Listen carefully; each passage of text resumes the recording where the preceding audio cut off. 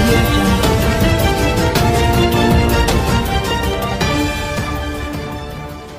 సుడిగాలి సుధీర్ ఇప్పుడు బుల్లితెరపైన ఈ పేరు తెలియని వారంటే ఎవరూ లేరు.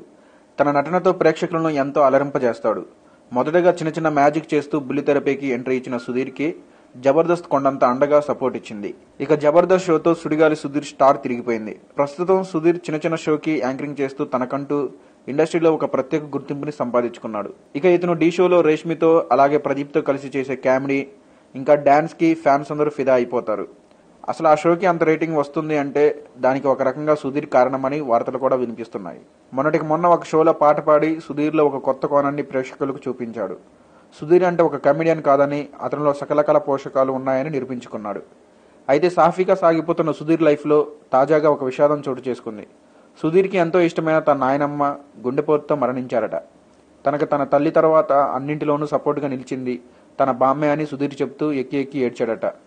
తన లేని లోటు ఊహించుకోలేకపోతున్నాడట. నేను అసలు ఇప్పుడు ఈ స్టేజ్లో ఉన్నాను అంటే దానికి ప్రత్యేకంగా జబర్దస్త్ అయితే పరోక్షంగా మా బామ్మ అంటూ సుధీర్ కన్నీరు మన్నీరు అయ్యారంట. ఏంటండి వీడియో నచ్చిందా? అయితే ఓ లైక్ వేసుకోండి, లేదంటే ఓ కామెంట్ చేయండి.